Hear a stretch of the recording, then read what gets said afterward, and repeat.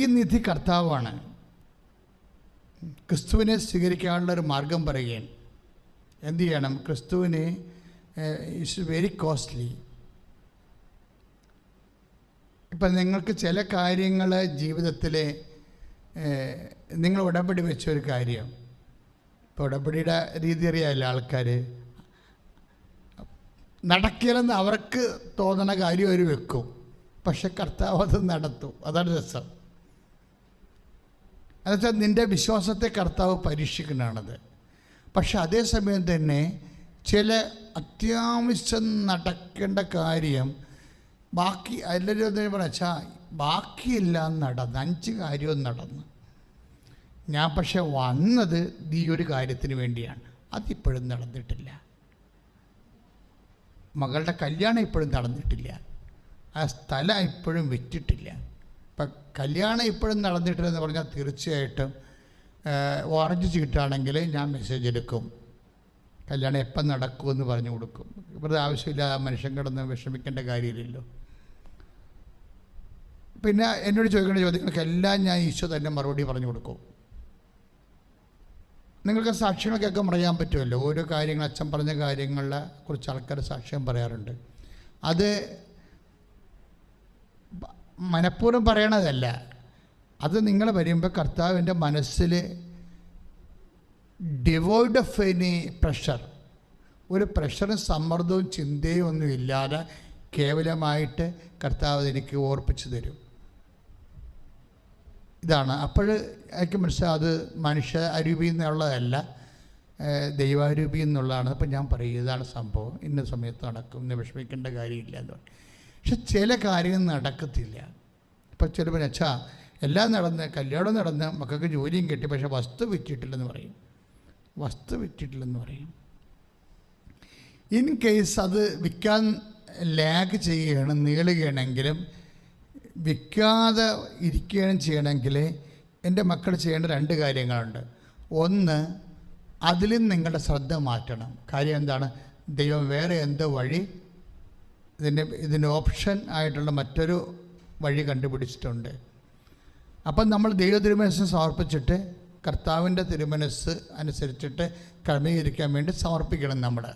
അല്ല അതേന്നും പറഞ്ഞിരിക്കാതെ ഈ വസ്തു നോക്കുമ്പോൾ വിൽക്കാത്ത വസ്തുവോട് നോക്കുമ്പോൾ ചില പറയും എൻ്റെ ഞാനിപ്പോൾ ആ വസ്തുവിൻ്റെ അടുത്തേക്ക് പോകണ കൂടിയില്ല, അത് പോയാൽ പിന്നെ അന്ന് മുഴുവൻ സമാധാനം ഉണ്ടാകത്തില്ലെന്നും,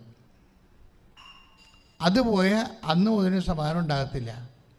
ഇപ്പോൾ ചില പറയും എങ്ങനെയാ ആ വസ്തുവിലേക്ക് പോണത്? അയൽവാസി കെട്ടി വെച്ചിരിക്കുന്ന അങ്ങോട്ടുള്ള വഴി, അത് കാണുമ്പോൾ തന്നെ മനുഷ്യൻ മൂഡ് ഔട്ടാവും. അപ്പോൾ ഞാൻ പറഞ്ഞാൽ കുഴപ്പമില്ല, സമയമാകുമ്പോൾ അവൻ അഴിച്ചു തരികയും ചെയ്യും, നീ വസ്തു വിൽക്കുകയും ചെയ്യും. അതുവരെ നീ ടെൻഷൻ അടിക്കേണ്ട കാര്യമില്ല. ചിലപ്പോൾ അയൽവാസിനെ കൊണ്ട് കർത്താവ് തന്നെ ആയിരിക്കും പഠിപ്പിക്കണം, നീ കെട്ടി വെച്ചേക്കാൻ പറയണത്. ചിലപ്പോൾ വസ്തു വിൽക്കണത് കർത്താവിൻ്റെ തിരുമനസ്സായിരിക്കത്തില്ല. ചിലപ്പോൾ നിൻ്റെ മക്കൾക്ക് ചിലപ്പോൾ നാളത്തെ ആവശ്യം ഉണ്ടാവും, അല്ലെങ്കിൽ പേരക്കിടാങ്ങൾക്ക് ആവശ്യം ഉണ്ടാവും. കർത്താവ് സംരക്ഷിക്കണമായിരിക്കും, അത് അറിയത്തില്ല. അത് മെസ്സേജ് എടുത്താൽ മാത്രമേ അറിയാൻ പറ്റത്തുള്ളൂ. ഇനിയുള്ള കാലങ്ങളൊക്കെ ഭൂമി ഇല്ലാത്തൊരു കാലമല്ലേ വരണത്. ഒരു കാലത്തും ഭൂമി ഇല്ലാത്തൊരു കാലമാണ് വരണത്. കാരണം കേരളത്തിലെ ഭൂമിയുടെ അവസ്ഥ നമുക്കറിയാമല്ലോ, തുച്ഛമായ ഭൂമിയെ. CRZ വന്നപ്പോൾ 13% ഭൂമിയാണ് മരവിപ്പിച്ചത്. 10-17% ഭൂമി കാടാണ്. അപ്പോൾ ഇത്രയും ഭൂമി മനുഷ്യവാസയോഗ്യമല്ല, കാടും വെള്ളവുമായി കിടക്കുകയാണ്. പുഴകളും കടലും, കടലിൻ്റെ അരിയിൽ കൂടിയുള്ള വീട് സ്ഥലം, പുഴകളുടെ അടിയിൽ കൂടിയുള്ള സ്ഥലങ്ങളെല്ലാം സുപ്രീം കോടതി മരവിപ്പിച്ചിരിക്കുകയാണ് CRZ വഴി. അപ്പോൾ എത്ര 13% പോയിരിക്കുന്നത്. 13%. കുട്ടനാട്ടിൽ മാത്രം റിലീസ് കൊടുത്തിട്ടുണ്ട്. അത് കുട്ടനാട്ടിൽ ഉപ്പുവെള്ളം കയറുന്നില്ല എന്നും പറഞ്ഞുകൊണ്ട് ഉള്ളൊരു പ്രൊവിഷനിലാണ്. ഉപ്പുവെള്ളം കയറുന്ന സ്ഥലങ്ങളിലെല്ലാം ഗവൺമെൻറ് മരവിപ്പിച്ചിട്ടുണ്ട്, വേലിയേറ്റമുള്ള സ്ഥലങ്ങളിലെല്ലാം. പക്ഷെ 13% സ്ഥലം പോയി.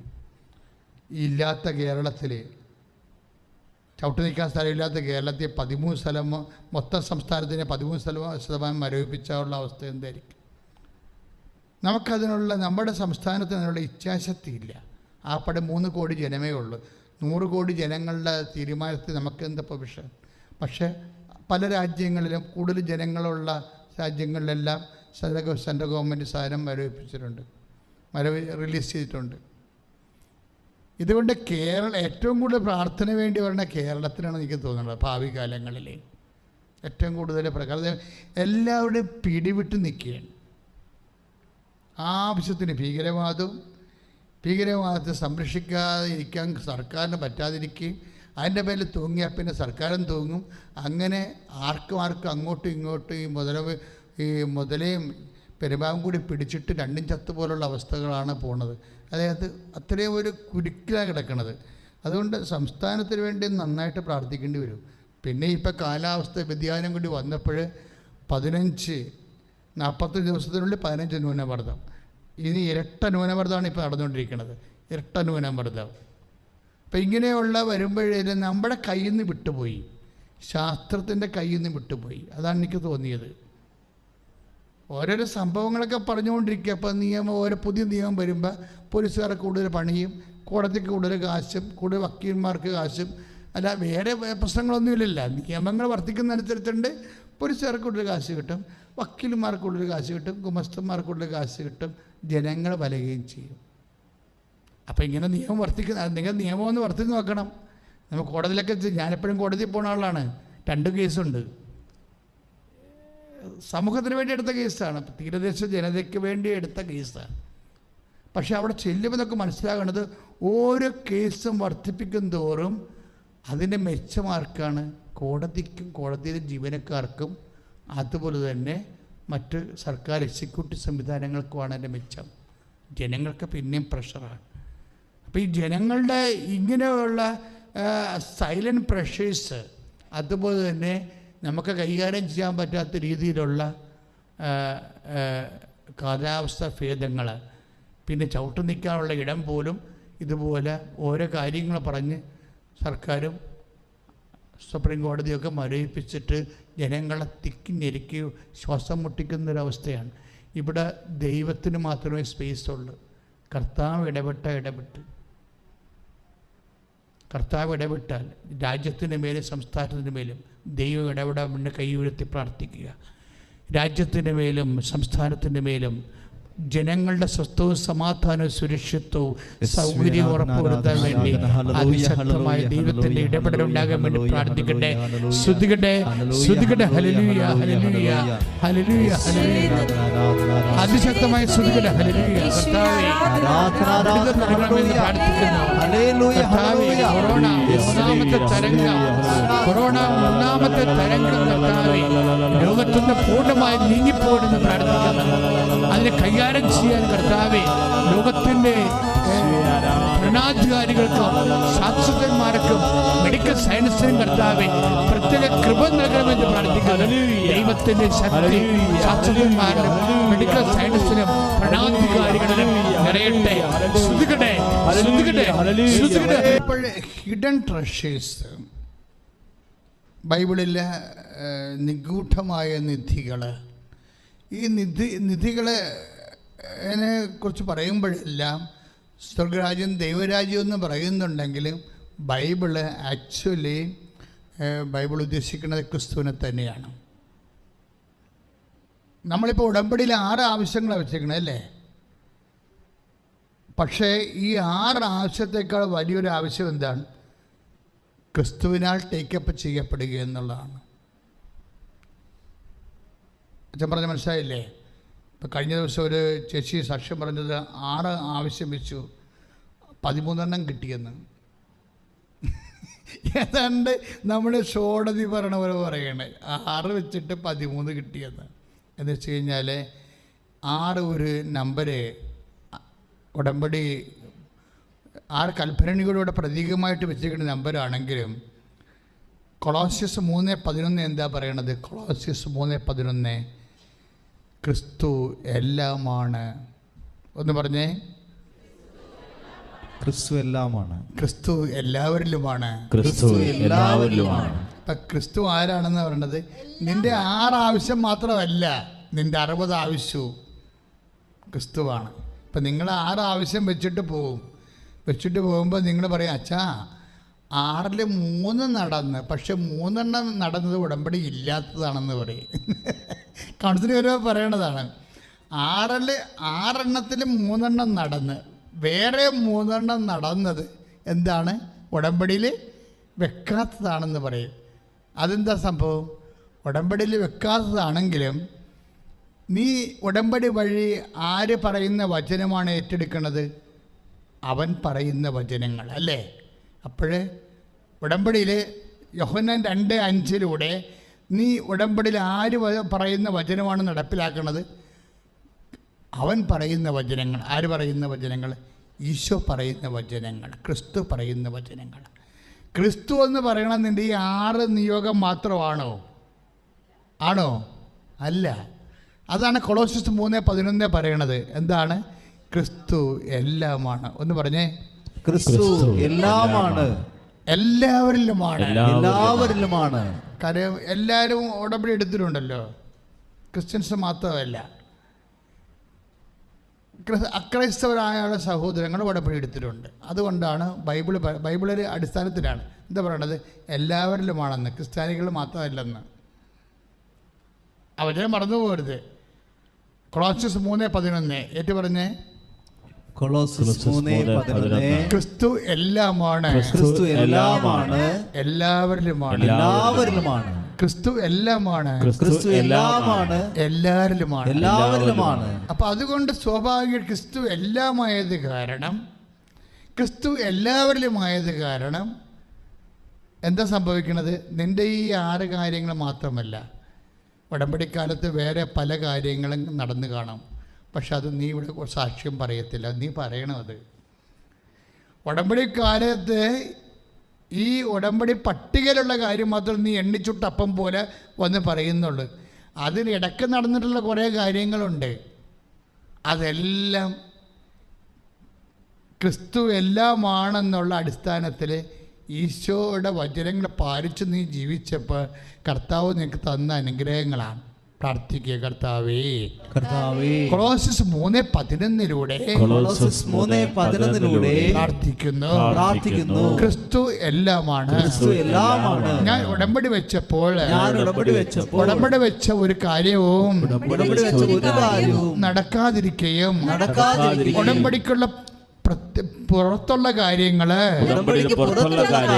നടക്കുകയും ചെയ്തപ്പോഴേ അത് ഈശോ തന്നെയാണ് എനിക്ക് ചെയ്തു തന്നതെന്ന് എനിക്കിപ്പോൾ വിവേചിച്ച് വചനം നൽകുന്നതിന് ഓർത്ത് ആത്മാവേ, പരിശുദ്ധാത്മാവേ, ഈ വെളിപാടിനെ ഞാൻ കൈ ഉയർത്തി അങ്ങക്ക് നന്ദി പറയുന്നു, അങ്ങേ സ്തുതിക്കുന്നു, അങ്ങേ ആരാധിക്കുന്നു.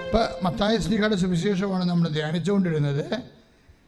13-ാം അധ്യായത്തിൽ 44-ാം വാക്യങ്ങൾ എന്താണ്?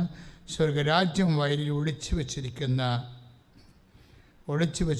നിധിക്ക് തുല്യം. അത് കണ്ടെത്തുന്നവൻ അത് മറച്ചു വെക്കുകയും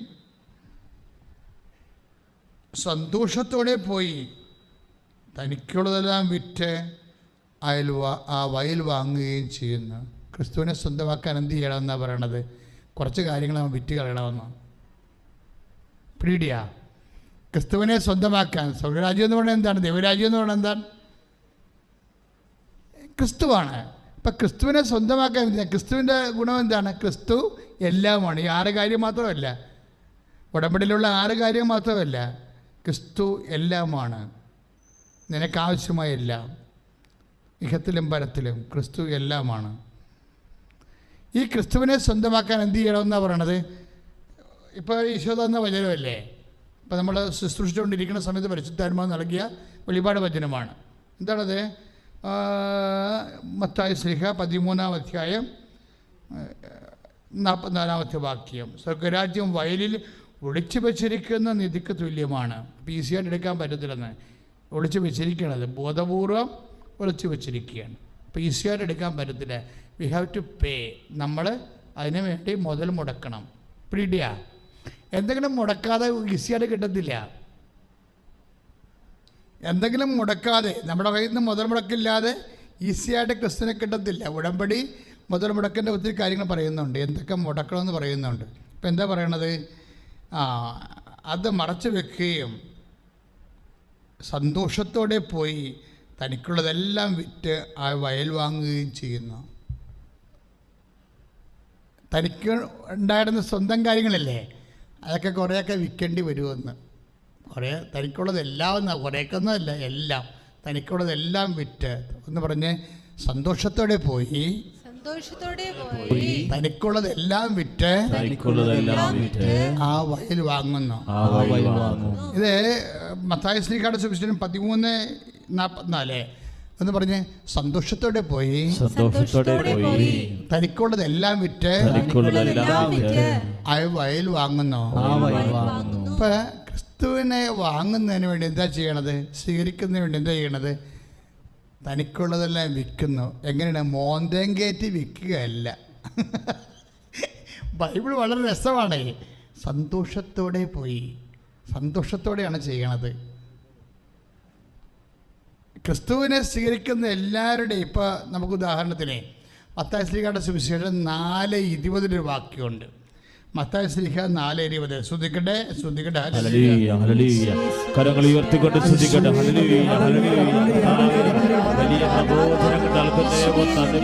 പരിശുദ്ധ പരമദിവ്യകാരുണ്യത്തിന് മത്തായി ശ്ലീഹ സുവിശേഷം 4:20 എന്താ പറയണത്? അപ്പോസ്തലന്മാരെ യേശുവിനെ സ്വീകരിക്കുന്ന രീതി പറയുകയാണ്. വിശ്വാസികൾ ആരായാലും യേശുവിനെ സ്വീകരിക്കുന്ന രീതികളുണ്ട്. എന്താ പറയണത്?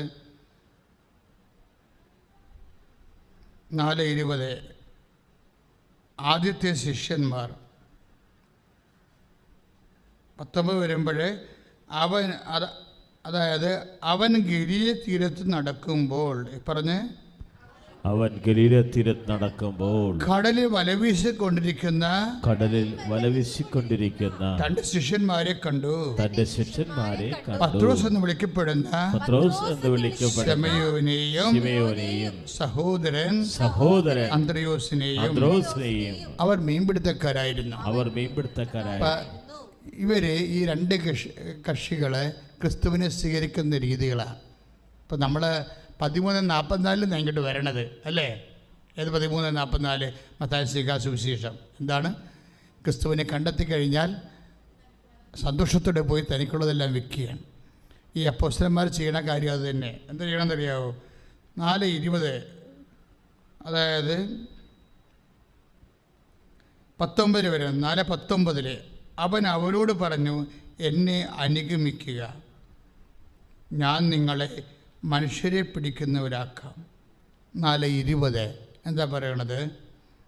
തൽക്ഷണം അവർ വലകൾ ഉപേക്ഷിച്ച് അവനെ അനുഗമിച്ചു. അതാണ് 4:20. തൽക്ഷണം അവരെ എന്ത് ചെയ്യണം? വലകൾ ഉപേക്ഷിച്ച് അവനെ അനുഗമിച്ചു. ഈ ഭാഗം ഞാൻ വായിച്ചപ്പോൾ എൻ്റെ മനസ്സിൽ വന്നതേ,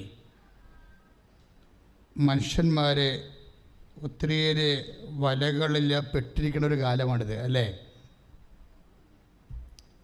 മത്സ്യത്തൊഴിലാളികൾ മാത്രമല്ല, അതവർ ജീവിതോപാധിയായിട്ടാണ്. നമുക്ക് ജീവനോപാധി അല്ലെങ്കിൽ പോലും പല വലകളിലാണ് നമ്മൾ പെട്ടിരിക്കുന്നത്. എന്തെല്ലാം തരം വലകളിലാണ് പെട്ടിരിക്കുന്നത്. ഇപ്പം ചില ആൾക്കാർക്ക് ചോദിക്കണേ, നിൻ്റെ സമാധാനം എപ്പോഴാണ് പോകണമെന്ന് ചോദിച്ചു കഴിഞ്ഞാൽ, നിൻ്റെ സമാധാനം എപ്പോഴാണ് പോണത് എന്ന് ചോദിച്ചു കഴിഞ്ഞാൽ എന്താണ്? എൻ്റെ പേഴ്സ് നഷ്ടപ്പെടുമ്പോൾ. അപ്പോൾ മിണ്ടത്തില്ല. പേഴ്സിൻ്റെ അകത്തൊന്നുമില്ല അച്ഛാ, അന്ന് ട്രെയിനിൻ്റെ ടിക്കറ്റും പിന്നെ ആധാർ കാർഡുണ്ട്, അതിൻ്റെ ഡ്യൂപ്ലിക്കേറ്റാണ് ഇരിക്കണത്. പിന്നെ നിൻ്റെ കാശ് നഷ്ടപ്പെടുമ്പോൾ. ഇല്ല അച്ഛാ, അതിൻ്റെ അകത്തൊരു 8,000 രൂപയെ ഉണ്ടായിരുന്നു, അതിനിപ്പോൾ കുഴപ്പമില്ല, പോയിന്നെ എടുക്കട്ടെ, അത് വേറെ ദൈവം എനിക്ക് തരും. പിന്നെ നിൻ്റെ മൊബൈൽ നഷ്ടപ്പെടുമ്പോൾ, മാതാവേ, മൊബൈൽ നഷ്ടപ്പെടുമ്പോൾ ആണ് സമാധാനം പോണത്. മനസ്സിലായില്ലേ? മൊബൈൽ നഷ്ടപ്പെടുമ്പോൾ, മൊബൈൽ എവിടെ വെച്ച് നഷ്ടപ്പെടുമ്പോൾ അടുത്ത ചോദ്യമാണ്. മൊബൈൽ എവിടെ വെച്ച് നഷ്ടപ്പെടുമ്പോഴാണ് ഇതിന് സമാധാനം പോണത്? വഴിയിൽ വെച്ച് കുഴപ്പമില്ല, അത് ഞാൻ പോലീസ് സ്റ്റേഷനിൽ പോയി പറഞ്ഞോളാം എന്ന് പറയും. വഴിയിൽ വെച്ച് മൊബൈൽ പോകുമ്പോൾ എനിക്ക് സമാധാനത്തിന് കുഴപ്പമൊന്നുമില്ല. എന്താണ്? ഞാനത് പോലീസ് സ്റ്റേഷനിൽ പോയി പറഞ്ഞോളാം. പിന്നെ എങ്ങനെയാണ്? വീട്ടിൽ വെച്ച്, മാതാവേ, അതവിടെ പ്രശ്നം. വീട്ടിൽ വെച്ച് മൊബൈൽ പോയാൽ എൻ്റെ സമാധാനം പോകും. എന്താണ്? ഞാൻ പെട്ടിരിക്കുന്ന വലകളെക്കുറിച്ച് ഭാര്യയോ ഭർത്താവോ അറിയും. അതാണ് പ്രശ്നം. അതാണൊരു വലയെന്ന് പറയുന്നത്. പഴി വെച്ച് മൊബൈൽ പോയാൽ സമാധാനം പോണില്ല. ഞാൻ പോലീസ് സ്റ്റേഷനിൽ പറഞ്ഞിട്ട് ഡ്യൂപ്ലിക്കേറ്റ് നമ്പർ എടുക്കും ഉടനെ. പക്ഷെ വീട്ടിൽ വെച്ച് നിൻ്റെ മൊബൈൽ പോയാൽ നിൻ്റെ സമാധാനം പോവുമോ? കർത്താവ് ചോദിക്കുന്ന ഒരു ചോദ്യമാണ്. വീട്ടിൽ വെച്ച് നിൻ്റെ മൊബൈൽ പോയാൽ നിൻ്റെ സമാധാനം പോകുമോ? അപ്പോൾ ഒരു സമാധാനം മനസ്സിനുണ്ട്. എന്താണ്? വേറൊരു സമാധാനം ഞാനത് ലോക്ക് ചെയ്തിരിക്കുക. അതായത് ഞാനത് ലോക്ക് ചെയ്തിട്ടുണ്ട് പറയും. പണ്ടാരം ഇപ്പം പരവേശം വന്നപ്പോൾ ലോക്കിൻ്റെ നമ്പരും മറന്നുപോയി. അപ്പോൾ നമുക്കൊരു സമാധാനം ഉണ്ടായിരുന്നു. കൈ പോയിട്ടുണ്ടെങ്കിൽ ലോക്കാണ്. ഭർത്താവ് എടുത്താലും നമ്മുടെ ചുറ്റിക്കളിയൊന്നും അറിയത്തില്ല. ഭാര്യ എടുത്താലും നമ്മുടെ ചുറ്റിക്കളിയൊന്നും അറിയത്തില്ല. വീട്ടുകാർ അപ്പനെടുത്താലും ചുറ്റിക്കളിയൊന്നും അറിയത്തില്ല. അപ്പോൾ ഇത് വലയപ്പെട്ടിരിക്കുകയാണ് നമ്മൾ. ഇതൊരു വലയാണ് ഈ സംഭവം. നമ്മുടെ സമാധാനവും നമ്മളുടെ പ്രാർത്ഥനാ ജീവിതവും നമ്മുടെ എല്ലാ ദൈവവുമായിട്ടുള്ള ബന്ധങ്ങളെല്ലാം നമ്മളെ കളഞ്ഞ ഒരു വലയിൽ നമ്മളങ്ങനെ പെട്ടിരിക്കുകയാണ്. ഈ മൊബൈലാണ് നമുക്ക് പോയിരിക്കണത്. പോയതപ്പോൾ വീട്ടിൽ പോയതാണ് നമുക്ക് ഇത്രയും പ്രയാസമായി പോയത്. വേറെ ഒരു പ്രശ്നവും നമുക്കില്ലായിരുന്നു. വീട്ടിൽ വന്ന് ഇപ്പം നമുക്കൊരു സമാധാനമുണ്ട്. എന്താ സമാധാനം പറഞ്ഞിരിക്കണേ? ഉള്ള സമാധാനം എന്താ? വീട്ടിൽ പോയെങ്കിൽ ഞാനത് ലോക്ക് ചെയ്ത് വെച്ചിരിക്കുകയാണെന്നാണ് പറഞ്ഞിരിക്കുന്നത്. ഞാനത് ലോക്ക് ചെയ്ത് വെച്ചിരിക്കുകയാണ്. പക്ഷേ ഇപ്പം ഈ പരവേശം കയറിയപ്പോൾ എന്ത് പറ്റി? ലോക്ക് മറന്നുപോയി. അപ്പോൾ പിന്നെയും സമാധാനം പോയി. കർത്താവ് ഇതിനെ ലോകം തരുന്ന സമാധാനം എന്നാ ഇങ്ങനെ പോയിക്കൊണ്ടേയിരിക്കും. യോഹന്നാൻ്റെ സുവിശേഷമില്ലേ 14-ാം അധ്യായത്തിൽ, ഞാൻ നിങ്ങൾക്ക് തരുന്ന സമാധാനം ലോകം തരുന്നത് പോലെ അല്ലെന്ന്. ലോകം തരുന്ന സമാധാനത്തെക്കുറിച്ച് കർത്താവിന് കൃത്യമായിട്ട് അറിയാം. അത് മണിക്കൂർ പോയിക്കൊണ്ടിരിക്കും. മൊബൈലിൽ പോയെന്ന് പറഞ്ഞപ്പോൾ തന്നെ കുറേ സമാധാനം പോയി. പിന്നെ ഒരു സമാധാനം കിട്ടി. അയ്യോ ലോക്കായല്ല എന്ന് ഓർത്തപ്പോൾ ഒരു സമാധാനം കിട്ടി. പക്ഷെ പിന്നെ ഓർത്ത് ലോക്കും മറന്നുപോയി. ലോക്കും മറന്നുപോയി. അപ്പോൾ വീട്ടിൽ വന്ന് നമ്മൾ എന്നിട്ട് പരതി കളിക്കുകയാണ്, വേർത്ത് പരതി കളിക്കുകയാണ്. മൊബൈൽ കിട്ടി, പക്ഷെ ലോക്ക് മറന്നുപോയി. അപ്പോൾ കൊച്ചിയിറക്കം നമ്മൾ ചോദിക്കണേ, എന്താണപ്പാ, എന്താണമ്മ, പടാ, നമ്മൾ പിള്ളേരെ ഓടിച്ചിടും. എന്താ പിള്ളേർക്ക് അല്ല, അത് നക്ഷത്ര ഇസിട്ട് വേണേ കുഴപ്പമില്ല. ആര് കൊച്ചു പറയണം നമ്മളെടുക്കുക. ഈ മൊബൈൽ ലോക്ക് ചെയ്തിരിക്കണത് നക്ഷത്രവും ഇസഡും വെച്ചാണ് ചെയ്തിരിക്കണതെന്ന്. ആര്? അമ്മ മറന്നുപോയി, അപ്പം മറന്നുപോയി, പക്ഷെ കൊച്ചു ഓർത്തിരിക്കണം. ഇതാണ് ലോകം, നമ്മുടെ ലോകം. മറഞ്ഞിരിക്കുക ഒന്നും പറ്റത്തില്ല. കർത്താവ് പറഞ്ഞിട്ടുണ്ട്, മറഞ്ഞിരിക്കണ ഒന്നും വെളിവാകാതിരിക്കുക. കാര്യം നമ്മൾ മൊബൈൽ ലോക്ക് ചെയ്യുമ്പോൾ അവൻ നോക്കിക്കൊണ്ടിരിക്കുകയാണ്. നമ്മൾ മൊബൈൽ ലോക്ക് ചെയ്യുമ്പോൾ അവൾ നോക്കിക്കൊണ്ടിരിക്കുകയാണ്. ഇങ്ങനെ ഇതാണ് വലയെന്ന് പറയണത്, മൊത്തം വലയം. ഇപ്പം 4:20 ഈശോ എന്താ പറയണത്? വലകൾ ഉപേക്ഷിക്കണം. ഈ ഉടമ്പടി ചെയ്തിരിക്കുന്ന ആൾക്കാരെ നമുക്കറിയില്ല. ഉടമ്പടിയുടെ ഒരു പ്രത്യേകത എന്ന് വെച്ചാൽ, ഉടമ്പടിയുടെ ആദ്യ ഉടമ്പടി എനിക്ക് ഈശോ തരണ സമയത്ത് തന്നെ പറഞ്ഞു എന്താണ്? Repent, the kingdom of God is at hand. ഈ സ്വർഗരാജ്യം, ക്രിസ്തു എന്ന് പറയുന്നത് റിപ്പൻറ്റൻസിൽ നിന്ന് വരണതാണ്. ഇപ്പം നമ്മൾ 1:15 മർക്കോസിൻ്റെ 1:15 ആയാലും ശരി, അനുതപിക്കുക, സുവിശേഷത്തിൽ വിശ്വസിക്കുക. അനുതപിക്കുക, സുവിശേഷത്തിൽ വിശ്വസിക്കുക. ഏതെങ്കിലും ചുറ്റിക്കളിലെ വലയിലെ പെട്ടിരിപ്പുണ്ടെങ്കിൽ ഉടമ്പടി എടുത്ത മക്കൾ ഇപ്പം നമ്മൾ അത് ഒരു തീരുമാനം എടുക്കണം. ഇതൊന്നും ക്രിസ്തുവിനുള്ളതല്ല. അതിൻ്റെ ചെയ്തികളോടുകൂടി പഴയ മനുഷ്യനെന്ന് പറയുന്നതിന്, പഴയ മനുഷ്യൻ 3:9 കൊളോസിയൻസ് 3:9-10, പഴയ മനുഷ്യനെ അവൻ്റെ ചെയ്തികളോട് കൂടെ ദൂരെ എറിയുക, പ്രാർത്ഥിക്കുക. കർത്താവേ, കർത്താവേ, പഴയ മനുഷ്യനെ പഴയ മനുഷ്യനെ, പല വലകളിലെ പെട്ടിരിക്കുന്ന പഴയ മനുഷ്യനെ അവന്റെ ചെയ്തികളോടുകൂടി ദൂരെ എറിഞ്ഞ് നിഗൂഢമായ നിധിയായ യേശുവിനെ സ്വീകരിക്കുവാൻ എന്നെ അഭിഷേകം ചെയ്യണമേ. ശ്രുതികട ഹല്ലേലൂയ.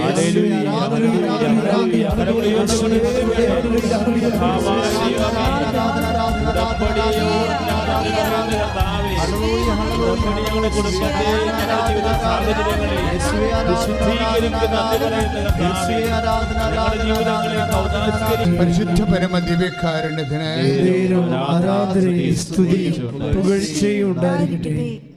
പ്രിയമുള്ളവരെ, ക്രിസ്തുവിനെ സ്വീകരിക്കാൻ ഈ ഒരു ഉടമ്പടി കാലത്ത്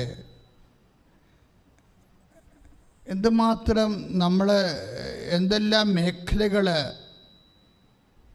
ദൈവത്തിനായി കയ്യേൽപ്പിച്ച് കൊടുക്കണം എന്ന് സുവിശേഷത്തിലൂടെ പരിശുദ്ധാത്മാവ് നമ്മളോട് സംസാരിക്കുകയാണ്. അപ്പോൾ ഇത് നിനക്ക് രണ്ട് തരത്തിൽ ചെയ്യാം. അയ്യോ, ബുദ്ധിമുട്ടിയും വിഷമിച്ചൊക്കെ ചെയ്യാം. ഇനിയിപ്പോൾ ഒരു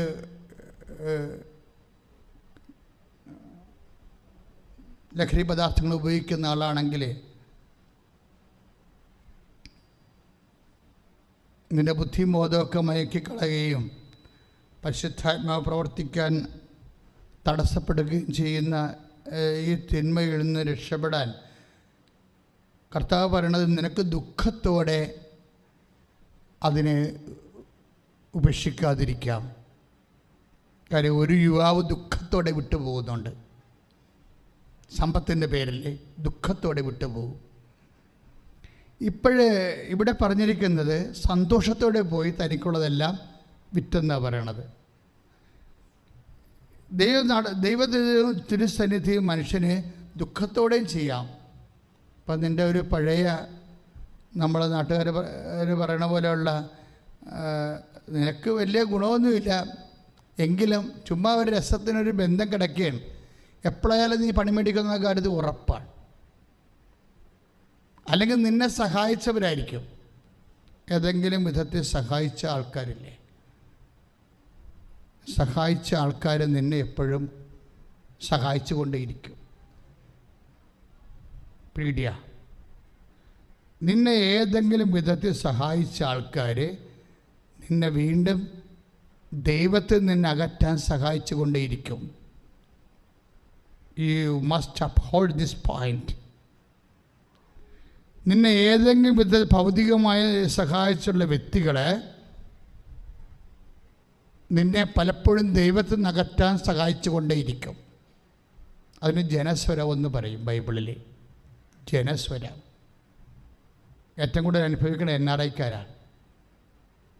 സൗദി രാജ്യങ്ങളൊക്കെ ജീവിക്കുന്നവരും അതുപോലെ തന്നെ യൂറോപ്യൻ രാജ്യങ്ങൾക്ക് ജീവിക്കുന്നവരും ഒറ്റപ്പെട്ട് ജീവിക്കുന്നവരും. ഒറ്റപ്പെട്ട് ജീവിക്കുന്നവർക്ക് പലപ്പോഴും പലരുടെയും സഹായം വേണം. വാച്ചർമാരുടെ പോലും സഹായം വേണം. ചില പാവപ്പെട്ടവർ എൻ്റെ അടുത്ത് പറഞ്ഞിട്ടുണ്ട്, ഒരു കത്ത് എഴുതണമെങ്കിൽ ശാരീരിക ബന്ധം പെടാതെ കത്തെഴുതി തരത്തുള്ളതെന്ന് പറഞ്ഞിട്ടുണ്ടെന്നും. അവർക്ക് അക്ഷരം അറിയാൻ പാടില്ല. അക്ഷരം അറിയാൻ പാടില്ലാത്ത ഒരാളാണ്. പക്ഷേ എന്തോ ഒരു ജോലിക്ക് വേണ്ടി പോയിരിക്കുകയാണ്. പക്ഷേ വീട്ടിലോട്ട് കത്തെഴുതണം. അപ്പോൾ ഇത് ഞാൻ കേൾക്കണ 96 കേസാണിത്. ഇപ്പോൾ കാലങ്ങളെല്ലാം മാറി, ആ ആൾക്കാരൊക്കെ ആ തലമുറയെ മരിച്ചുപോയി. പക്ഷെ ഞാൻ ഓർക്കും, ഒരാൾ ഒറ്റപ്പെട്ടു പോയാൽ എന്തെല്ലാം പണയം വെക്കേണ്ടി വരുമെന്ന്. ഇപ്പം ചില മുറികളിൽ നമ്മൾ ഒറ്റക്ക് താമസിക്കേണ്ടി വരും. നമ്മുടെ കൂടെ നമുക്ക് പൈസ ഇല്ല. നമുക്ക് 2000 രൂപയെ 4000 രൂപയെ സ്പെയർ ചെയ്യാനുള്ളൂ. അപ്പോൾ അതിൻ്റെ കൂടെ ആണുങ്ങളും കയറി താമസിക്കും, അല്ലെങ്കിൽ പെണ്ണുങ്ങളും കൂടി താമസിക്കും. ഷെയർ ചെയ്യേണ്ടി വരും. അപ്പം ഷെയർ ചെയ്യുന്ന സാഹചര്യങ്ങൾ വരുമ്പോൾ സ്വാഭാവികമായിട്ടും നമുക്ക് പ്രാർത്ഥിക്കാൻ പറ്റത്തില്ല. ഞാനെങ്ങനെയാണ് അവിടെ ഉടമ്പടി തിരികെത്തിച്ച് പ്രാർത്ഥിക്കുന്നത്? അല്ലെങ്കിൽ ഞാൻ തന്നെ ഓർക്കും, ഞാനിവിടെ അപ്പുറത്ത് പ്രാർത്ഥിക്കുമ്പോൾ ഞാൻ പ്രാർത്ഥിച്ചാൽ അവർ കേൾക്കത്തില്ലേ, അതുകൊണ്ട് പ്രാർത്ഥിക്കാതിരിക്കും. ഇപ്പം ചില എന്നോട് പറഞ്ഞിട്ടുള്ള വിഷയമാണ്. എന്താണ്? വീട്ടുകാരെ പേടിച്ചിട്ട് പ്രാർത്ഥിക്കാണ്ടിരിക്കും. വീട്ടുകാരെല്ലാം ഒഴിയാൻ വേണ്ടിയിരിക്കും. വീട്ടുകാരെ പേടിച്ചിട്ട് ഉടമ്പടി പ്രാർത്ഥന നടത്താതിരിക്കുന്ന വീടുകളുണ്ട്. വ്യക്തി ഉടമ്പടി എടുക്കും അവർ. ചിലവരെ അച്ഛൻ എന്നെ വിടണം, ഞാൻ ഭർത്താവ്. കഴിഞ്ഞ ദിവസം ഒരു സ്ത്രീ തമിഴ്നാട്ടിൽ നിന്ന് വന്നിട്ട് അലക്സാണ്ടർ ചേനോട് ഒന്ന് പറഞ്ഞ് അച്ഛൻ ആ സ്ത്രീയെ എളുത്തം വിടണം, അവർ കുഴുമൂല എവിടെയോ താമസിക്കുകയാണ്, ഭർത്താവിനോട് പറയാതെ വന്നിരിക്കുകയാണെന്ന്. ഭർത്താവിനോട് പറയാതെ നീ വന്നിരിക്കണമെങ്കിൽ തീർച്ചയായിട്ടും നീ ഉടമ്പടി പരസ്യമായിട്ട് ചെയ്യണം. എന്താ കാര്യം? നീ വിശ്വാസം പ്രഖ്യാപിക്കുകയാണ്. നീ ഭർത്താവിനെ നിന്നെ തല്ലുവോ കൊല്ലുവോ എന്നുള്ളതല്ല, നിന്നെ സംരക്ഷിക്കാൻ കഴിയുള്ള, മരണത്തിൽ നിന്ന് വരെ രക്ഷിക്കാൻ കഴിയുള്ള ക്രിസ്തുവിലാണ് നീ ഉടമ്പടി ചെയ്തിരിക്കുന്നത്. ഒരുപക്ഷെ ആദ്യം കുറച്ച് വിഷമങ്ങൾ ഉണ്ടാകുന്ന നിന്റെ വിശ്വാസം നിനക്ക് പ്രഖ്യാപിക്കാൻ പറ്റുമോ? അവിടെ ക്രിസ്തുവിന് വില കൊടുക്കേണ്ടി വരും. അതിൻ്റെ അർത്ഥം നിങ്ങൾ ഈസിയായിട്ട് ഈശോനെ അടിച്ചു മാറ്റാമെന്ന് ആരും വിചാരിക്കരുത്. It is costly. If you follow me, if you want to follow me to the gallows. ഞാൻ പണ്ട് വായിച്ചൊരു പുസ്തകമാണ്.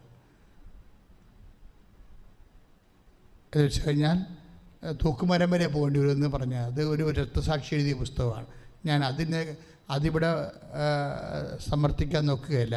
പക്ഷേ ചെറിയ കാര്യങ്ങൾ കർത്താവിന് വേണ്ടി അത് നിങ്ങൾക്ക്, കർത്താവ് പറയും, അത് നിങ്ങൾക്ക് സാക്ഷ്യം വഹിക്കാനുള്ള സമയമായിരിക്കുമെന്ന്. അത് നിങ്ങൾക്ക് സാക്ഷ്യം വഹിക്കാനുള്ള സമയമായിരിക്കും. കുടുംബത്തിലായാലും പുറത്തായാലും ക്രിസ്തുവിന് വേണ്ടി സഹിക്കേണ്ടി വരുന്ന സാഹചര്യങ്ങൾ നിങ്ങൾക്ക് സാക്ഷ്യം വഹിക്കാനുള്ള സമയമായിരിക്കുമെന്ന് പ്രാർത്ഥിക്കുക. കർത്താവേ, വിശ്വാസത്തിലെ ഇതുപോലെ സാക്ഷ്യം വഹിക്കാനുള്ള സമയം കിട്ടുമ്പോൾ ക്രിസ്തുവിനെ നേടാൻ വേണ്ടി എനിക്ക് സാക്ഷ്യം പ്രഖ്യാപിക്കുവാൻ, വിശ്വാസം പ്രഖ്യാപിക്കുവാൻ എനിക്ക് അഭിഷേകം നൽകണമേ. എനിക്ക് അഭിഷേകം നൽകണമേ. ശ്രുതികട്ടെ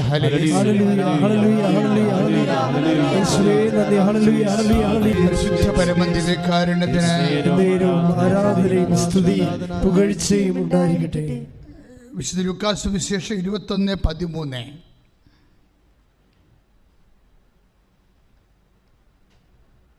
എൻ്റെ നാമത്തെ പ്രതി രാജാക്കന്മാരുടെയും ദേശാധിപതികളുടെയും മുമ്പിൽ നിങ്ങൾ കൊണ്ടു ചെല്ലപ്പെടാം.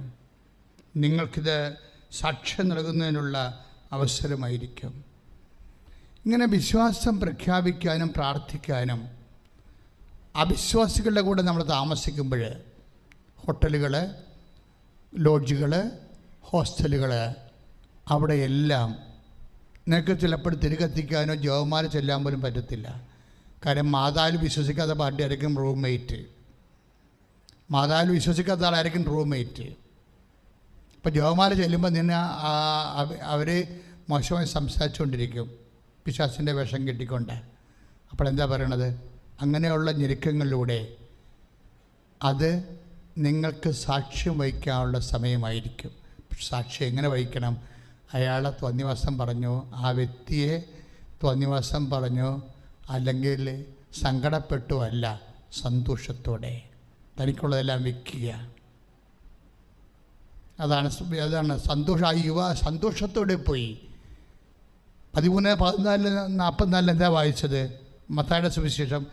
അവൻ സന്തോഷത്തോടെ പോയി. ക്രിസ്തുവിനെ കണ്ടെത്തുന്ന, ഡിഗ് ചെയ്യുന്ന സമയമാണ്. കുഴിച്ചെടുക്കുന്ന സമയം അത്ര നല്ല സമയമല്ല, കഷ്ടപ്പാടിൻ്റെ ഒരു സമയമാണ്. കർത്താവിനെ കുഴിച്ചെടുക്കുകയാണ്.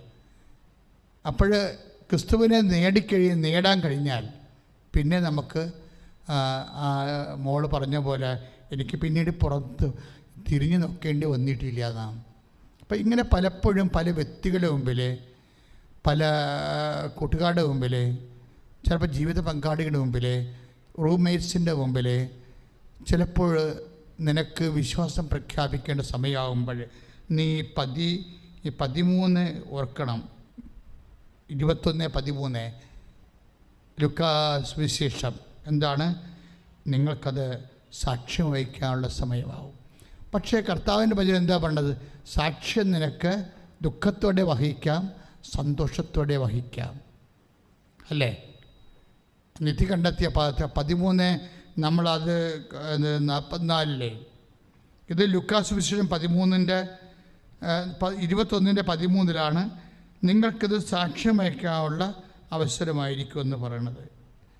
വിശ്വാസം പരിങ്ങലിൽ ആയിരിക്കുന്ന സമയത്ത് അത് പ്രഖ്യാപിക്കേണ്ടി വരുന്ന സാഹചര്യം പ്രതികൂലമാണെങ്കിൽ, പക്ഷേ അപ്പോൾ അതിന് മറുപടി എന്താ പറയണത്? അത് നിങ്ങൾക്ക് സാക്ഷി വഹിക്കാനുള്ള സമയം, നിങ്ങൾ ചെയ്യണം, അത് സാക്ഷി വഹിക്കാനുള്ള സമയമാണ്. എന്താണ് സംഭവിക്കുന്നത് അവിടെ? എന്ത് സംഭവിക്കുന്നത്? സന്തോഷത്തോടെ ചെയ്യണം, എല്ലാവരുടെ സന്തോഷമായിട്ട്, അല്ലാതെ ദുഃഖമോ ദുരിതമോ സങ്കടമോ പെട്ടിട്ടല്ല, സന്തോഷത്തോടെയാണ് ചെയ്യേണ്ടത്. ക്രിസ്തുവിനെ ഡിഗ് ചെയ്തെടുക്കുകയാണ് നമ്മൾ. നമ്മുടെ ജീവിത സാഹചര്യങ്ങളിൽ നിന്നാണ് കർത്താവിനെ കുഴിച്ചെടുക്കുന്നത്. നമ്മൾ ദൈവരാജ്യം കുഴിച്ചെടുക്കുന്നത് ജീവിത സാഹചര്യത്തിൽ നിന്നാണ്, മറന്നു പോകരുത്. 13, അതായത് മത്തായി ശ്ലീഹ 13:44 എന്താ പറയണത്? അവനവൻ്റെ ജീവിത സാഹചര്യങ്ങളിൽ നിന്നാണ് നമ്മൾ ദൈവരാജ്യം കുഴിച്ചെടുക്കുന്നത്. അതിനത്ര കഷ്ടപ്പാടുണ്ട്. അതെന്ത് ചെയ്യണം? സന്തോഷത്തോട് ചെയ്യണം. സന്തോഷത്തോടെ ചെയ്യണമെങ്കിൽ എന്ത് ചെയ്യണം? പരിശുദ്ധാത്മാവ് ഉണ്ടാകണം. പരിശുദ്ധാത്മാവില്ലാത്ത സന്തോഷത്തോടെ ചെയ്യാൻ പറ്റത്തില്ല. ആനന്ദമെന്ന് പറയണത് രണ്ടാമത്തെ വരപ്രസാദമാണ് പരിശുദ്ധാത്മാവിൻ്റെ. ഗലാത്യൻസില്ലേ 5:19 നമ്മൾ വായിക്കത്തില്ലേ? ആത്മാവിൻ്റെ ഫലങ്ങൾ എന്ന് പറയുമ്പോൾ സ്നേഹം, ആനന്ദം. ആത്മാവിൻ്റെ ഫലങ്ങളാണ് സ്നേഹം, ആനന്ദം. ഇപ്പോൾ വിശുദ്ധ ലൂക്കാ മത്തായിയുടെ സുവിശേഷത്തിലെ നമ്മൾ 13:44 ക്രിസ്തുവിനെ നേടാൻ വേണ്ടി നിധി കണ്ടെത്തിക്കഴിഞ്ഞാൽ അത് ഗോപനം ചെയ്തിട്ട് പോയി തനിക്കുള്ളതെല്ലാം വിൽക്കണത്, കൊടുക്കണത് എന്താണ്? സന്തോഷത്തോടെയാണ്. ഒരു വാട്സപ്പ് പ്രണയമാണെന്ന് വിചാരിച്ചോ?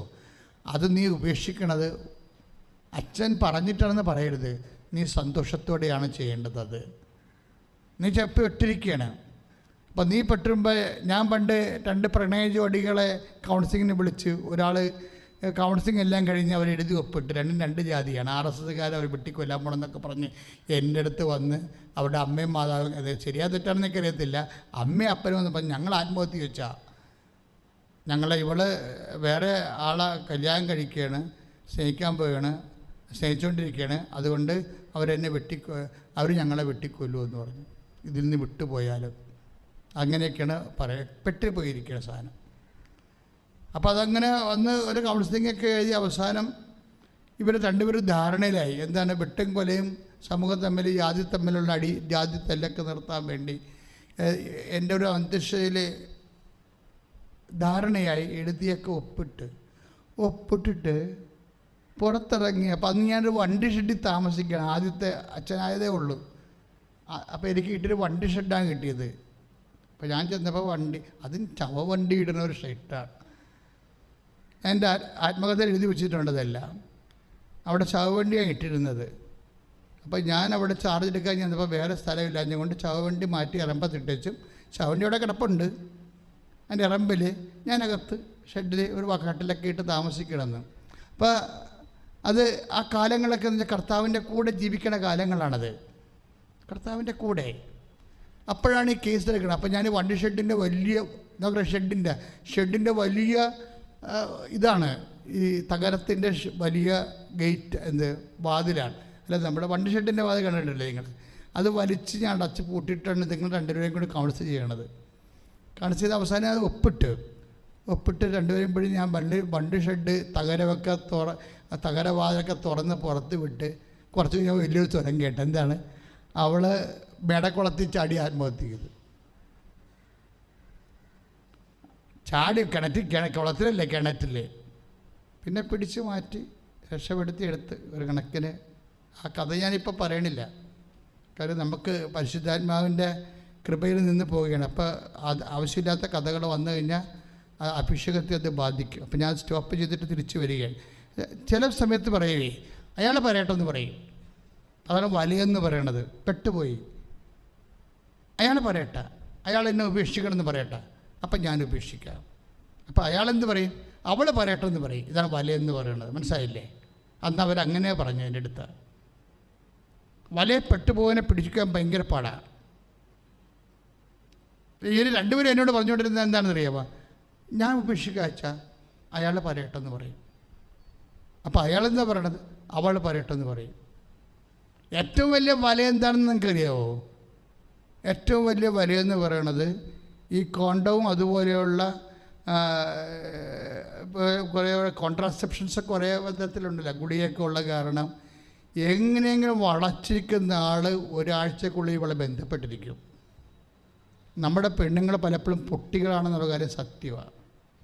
ഈ കാണുന്ന കാഴ്ചയുള്ളു.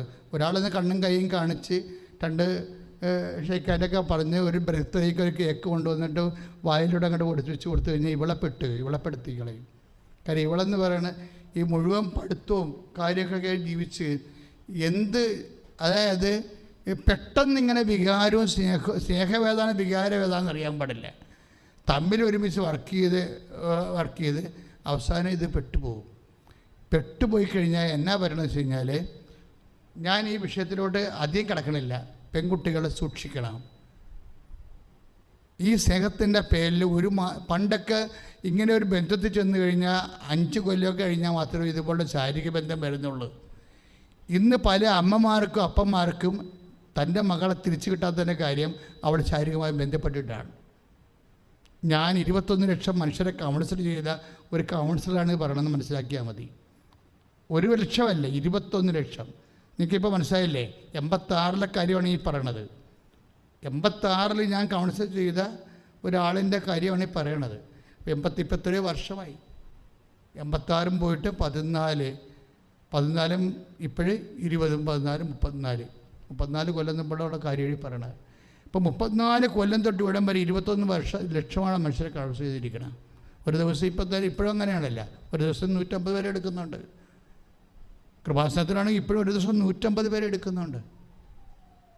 അപ്പോൾ എന്താ പ്രശ്നം വെച്ച് കഴിഞ്ഞാൽ, അതായത് നിങ്ങൾ ക്രിസ്തുവിനെ നേടാൻ വേണ്ടി ഇനി നാളെ ഇപ്പം ശാരീരികമായി നിങ്ങൾ ബന്ധപ്പെട്ടെന്ന് വിചാരിച്ചോ, ബലാത്സംഗമോ അല്ലെങ്കിൽ നിങ്ങൾ സമ്മതിച്ചോ എങ്കിലും നിങ്ങൾ എവിടെയെങ്കിലും അകപ്പെട്ടെന്ന് വിചാരിച്ചോ, പക്ഷേ അതൊരിക്കലും ഒരു ബാധ്യതയല്ല.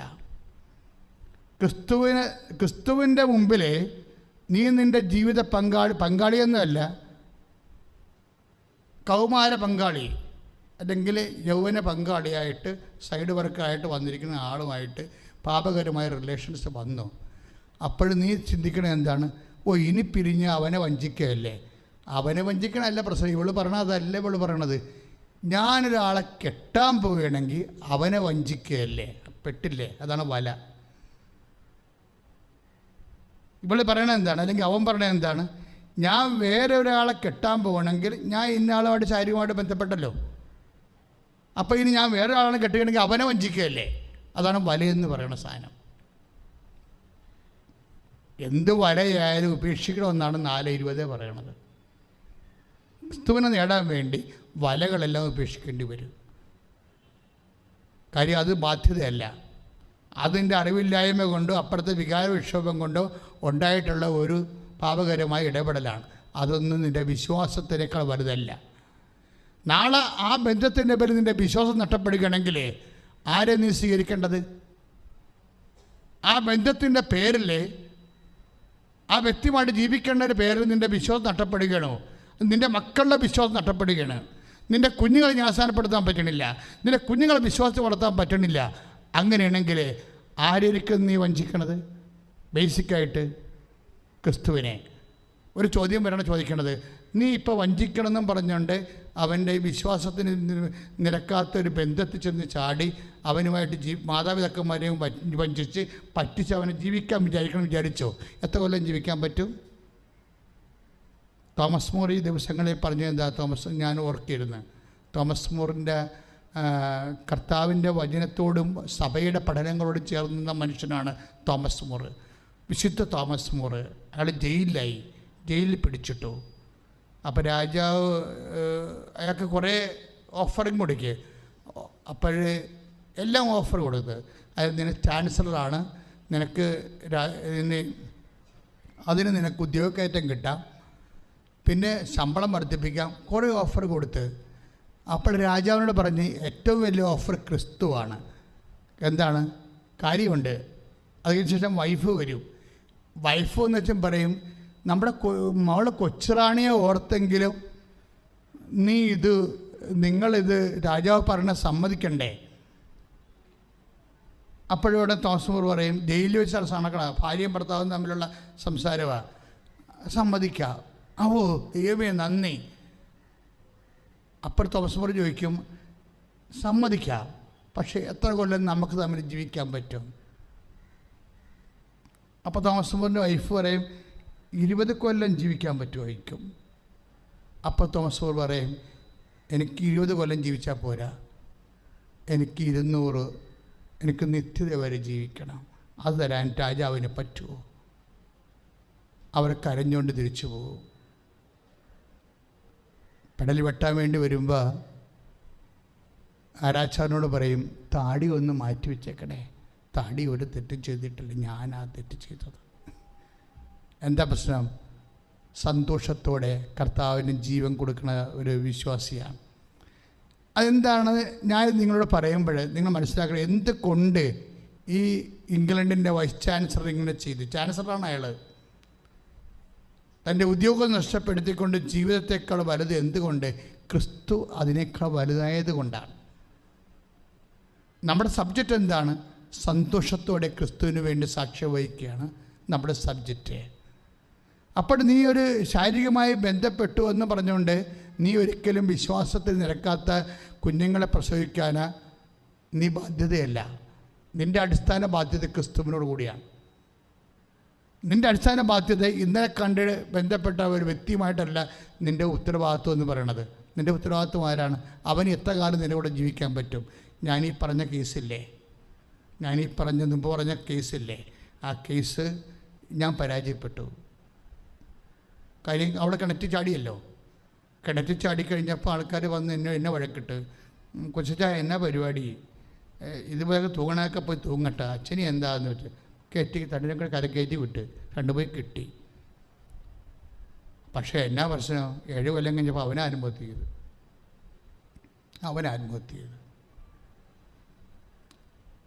അതിലുണ്ടായിരുന്ന കുഞ്ഞുങ്ങളാ ബൈക്ക് മോഷ്ടിച്ചിട്ട് ജയിലിലാണിപ്പോൾ. This is the story. ഞാൻ എൻ്റെ ജീവചരിത്രത്തിൽ എഴുതിയിട്ടുണ്ട് ഇതൊക്കെ. വന്ന കർത്താവുമായിട്ട് വന്ന വഴികൾ.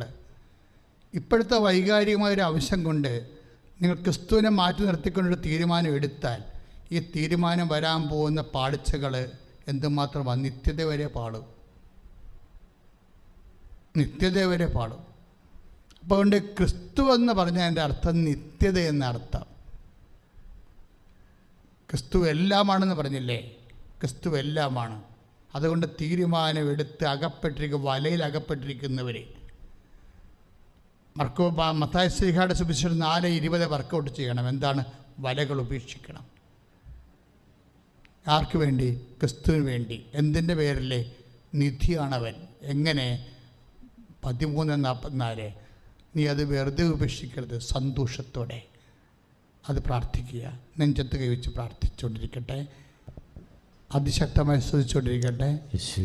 കർത്താവേ, എല്ലാ പാപത്തിൻ്റെ ബന്ധങ്ങളെയും കർത്താവെ വെറുത്തുപേക്ഷിക്കാൻ, കർത്താവെ എല്ലാ വലകളെയും ഉപേക്ഷിക്കാൻ, കർത്താവെ നീയാകുന്ന വലിയ നീതി കണ്ടെത്തുവാൻ, കർത്താവെ സന്തോഷത്തോടെ ഉപേക്ഷിക്കുവാൻ, പരിശുദ്ധാത്മാവിൻ്റെ വരദാനമായ സന്തോഷം, ആനന്ദം കർത്താവ് നൽകണമെന്ന് പ്രാർത്ഥിക്കുന്നു. കർത്താവെ, പാപത്തിൻ്റെ തിന്മകളെ, പാപത്തിൻ്റെ കെട്ടുകളെ വെറുത്തുപേക്ഷിക്കാൻ വേണ്ടി കർത്താവെ, പാപത്തിൻ്റെ കെട്ടുകളെ കർത്താവെ വെറുത്തുപേക്ഷിക്കാൻ വേണ്ടി കർത്താവെ, എന്ത് ബന്ധമുണ്ടായാലും എന്ത് സ്വന്തമാണെന്ന് പറഞ്ഞാലും ക്രിസ്തുവിന് വേണ്ടി എല്ലാം കുപ്പയായി കരുതാൻ കർത്താവെ, അത് സന്തോഷത്തോടെ കരുതാൻ 13:44 പ്രാർത്ഥിക്കുന്നു. അത് സന്തോഷത്തോടെ കരുതാൻ, ക്രിസ്തുവിന് വേണ്ടി സന്തോഷത്തോടെ കരുതാൻ കർത്താവെ അഭിഷേകം നൽകണമേ, ആത്മാവിന്റെ അഭിഷേകം നൽകണമേ. ശ്രുതികട്ടെ, hallelujah. Hallelujah, hallelujah, hallelujah, hallelujah, hallelujah.